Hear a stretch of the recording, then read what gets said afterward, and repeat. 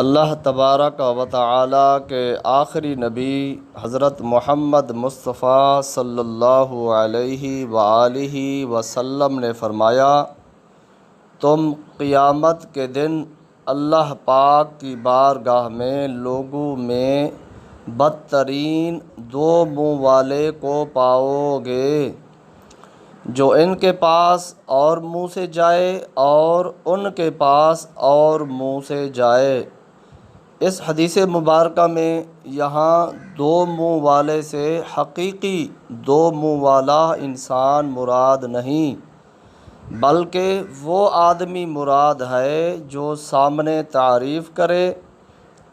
پیچھے برائی، یعنی آپ کے ساتھ بیٹھا ہو تو آپ کی تعریف کرے، اور جب آپ سے اٹھ جائے کسی دوسرے کے پاس چلا جائے تو پیٹھ پیچھے آپ کی برائی بیان کرے۔ اسی طرح یا سامنے دوستی ظاہر کرے، پیچھے دشمنی، یا دو لڑے ہوئے آدمیوں کے پاس جائے، اس سے ملے تو اس کی سی کہے، یعنی جس طرح یہ کہتا ہے اس کو کہے کہ تم ٹھیک ہو، تم ٹھیک کہتے ہو، اور دوسرے سے ملے تو اس کی سی کہے، یعنی جب دوسرے سے ملے جو آپ کے ساتھ لڑا ہوا ہے تو اس کی بات کرے، اس کو کہے کہ تم ٹھیک کہتے ہو، یعنی آپ کے پاس ہو تو آپ کا بن جائے اور دوسرے کے پاس جائے تو دوسرے کا بن جائے، ہر ایک کا ظاہری دوست بنے۔ آپ کے ساتھ بیٹھا ہو تو آپ کا دوست ہو، دوسرے کے پاس بیٹھا ہو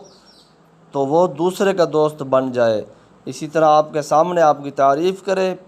پیٹھ پیچھے آپ کی برائی بیان کرے، آپ کے سامنے آپ کے ساتھ دوستی ظاہر کرے اور آپ کے پیچھے پیٹھ پیچھے آپ کی دشمنی کرے۔ تو آقا دو جہاں صلی اللہ علیہ وآلہ وسلم نے فرمایا،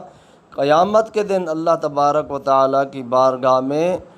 تو جو لوگ ہوں گے بدترین، تو بدترین لوگوں میں سے آپ اس کو پاؤ گے،